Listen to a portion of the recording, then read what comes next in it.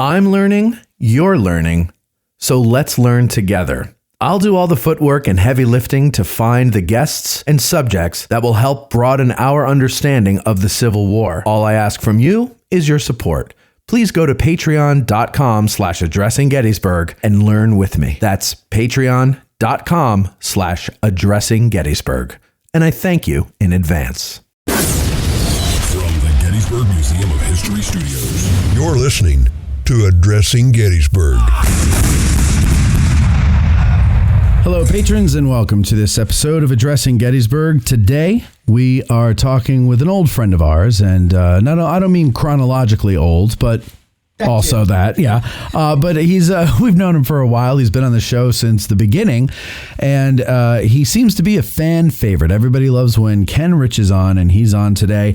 And we're talking, what are we calling this? I have Gettysburg, a place built for war. What do you think of that title? That's great. Okay. I mean, and then we can subtitle it, what do the soldiers see? Okay. And that becomes a big part of the story. But we're talking about infrastructure. Right. Okay. Right? And that we're going to use that as a fancy term for what's there for the soldiers to use. Right. Okay? Right. And then if you're a logistics follower, you get an idea of the logistics part of bringing them here. And I'm reminded about those officers out there, North and South. They all graduated from West Point, right? And one of the big classes there, and all the graduates have to pass this, is the drawing class. All right? And of course, Whistler's there, but he's drawing his mother, not the maps, right? That's why he doesn't graduate. Right. But with that said, is that what do they see? And of course, they're going to be topographical engineers. Right. All right. But then once they get past that point, how are they going to use what they saw? Right. Okay. And and today, your camper, and oh my gosh, you got that big camper that costs a ton, right? And you pull it in one of the campgrounds and you plug it in. Right? Right, and that gives you electricity, and that gives you your cable, and then you hook up the water and maybe even the sewage, right? Everything you need is right there in one hookup. All right, okay. Yeah. So, at the point, the need of the soldiers might be less, all right? But one of the things that they need is water. All right, and I'm reminded of another thought. Where's Fort Sumter? In a harbor. Right. All right. Water. And if I go through if I go through even a short list of the battles, Bull Run, Wilson's Creek, Ball's Bluff, or the Potomac, Fort Henry, Fort Donelson, Hampton Roads. That's of course, that's a naval battle. Shiloh, right? Shiloh Landing, Peninsula Campaign, Antietam Creek. All right. And look, we can go on all the way through the war. Vicksburg, Fort Wagner, all quiet along the Rappahannock. I always love that chapter when it shows up in a book. I always love that one because I know something good's coming. Right. And then they're cussing about the Rapidan. Right. And so that's it. And if we turn around and take this another way, the water access. All right. First off, why do we need water? All right, we need water because there's 165,000 soldiers here. There's 55,000 horses and mules. All right, those pesky cannon. Right, every time you sponge one of them down, you're probably using a half gallon of water. Yeah. Right. Yeah, those are big sponges. Right, and then the next part of that story is when it's over, the wounded. Water for care of the wounded. By July 2nd. The Union Corps hospitals have guards on Rock Creek so that everybody else can't use them. Right. Okay.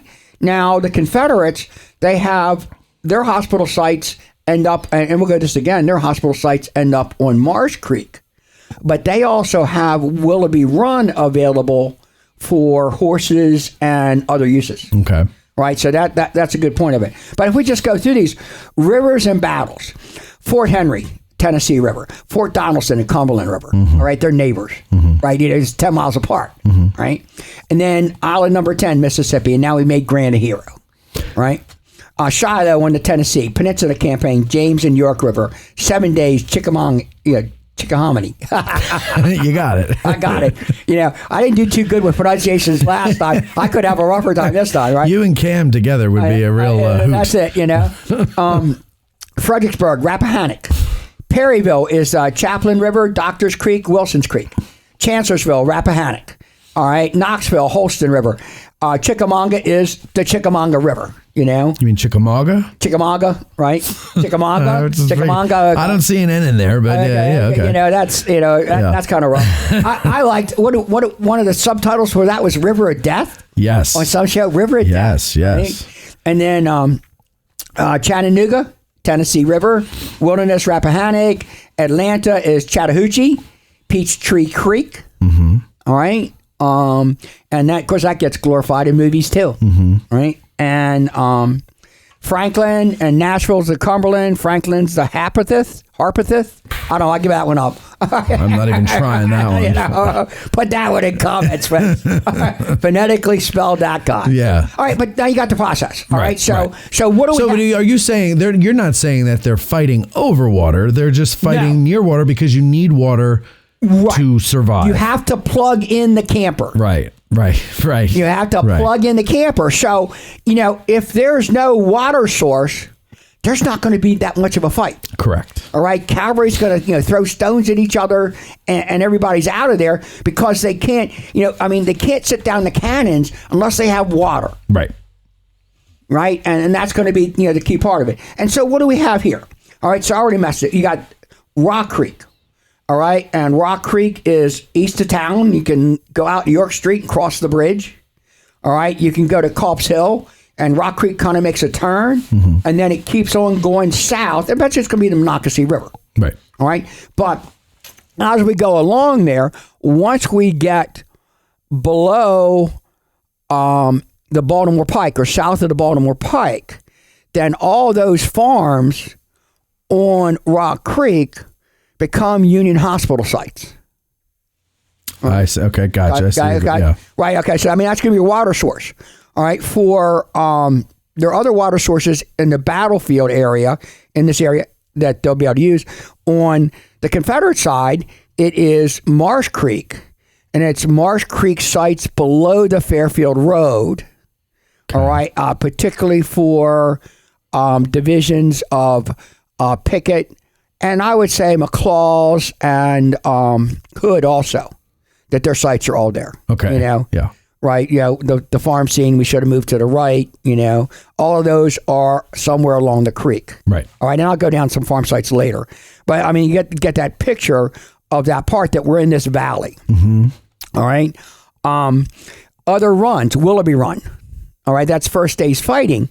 But Willoughby Run keeps on going south, and the Confederates are going to be able to use this all the way down to behind the Eisenhower farm.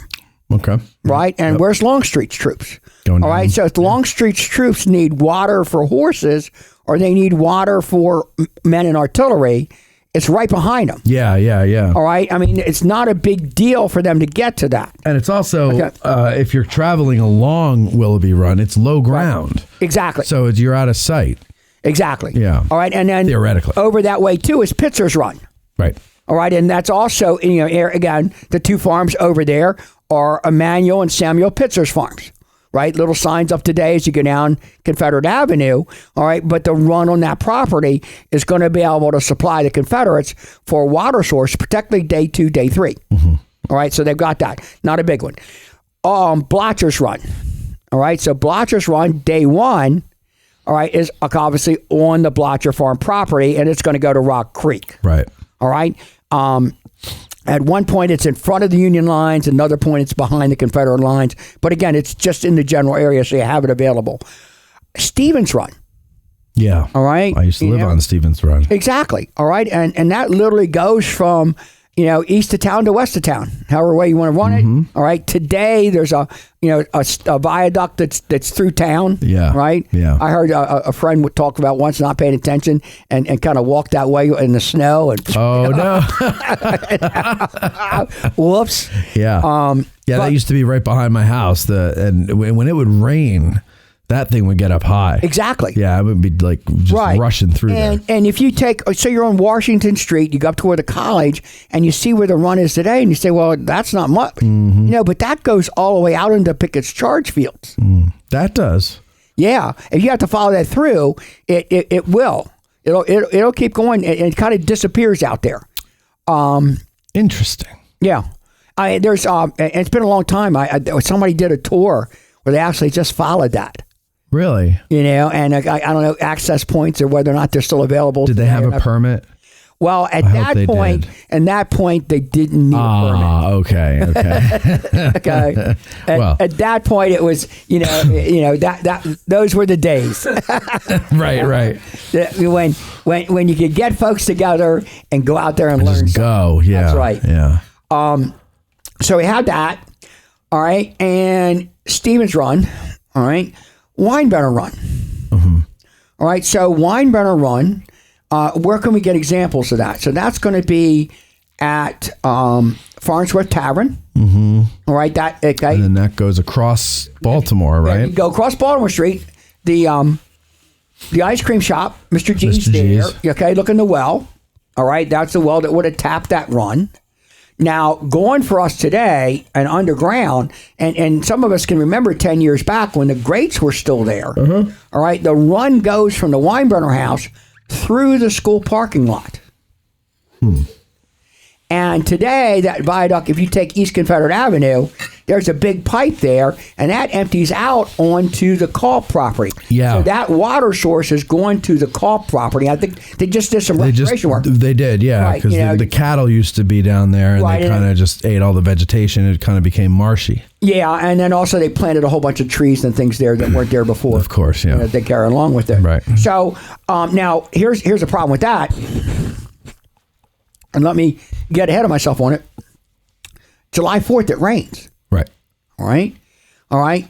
And now, so we're going to wash all of the crud off of Cemetery Hill down to Wineburner Run. Also, we're going to wash all the crud off of Baltimore Hill, right? The big hill on High Street. That's all going to wash down there too. And of course, there's two wells there. There's one at Mr. G's. There's also another one a little further down Baltimore Street, which was one of the town wells. So the town had a well in each street. By the Rupp House. Yeah. Right? Right. That's the water supply for everybody. Right? That's where everybody's going to go for water. Now, that south end of town, that's kind of shot up. But everybody else on Baltimore Street, if their well's not functioning, they're going to have to go down there for water. Think about that. All right? So all that crud, it's amazing. I mean, I question the lifespan of some of these people when I see them dying, in their late 20s and 30s, right? And, of course, they drank this water. Yeah. If not before. On the east side of the battlefield, all right? And let's go over to Benner's Hill. Right, we got the Benner Farm over there. We've got the Lady Farm.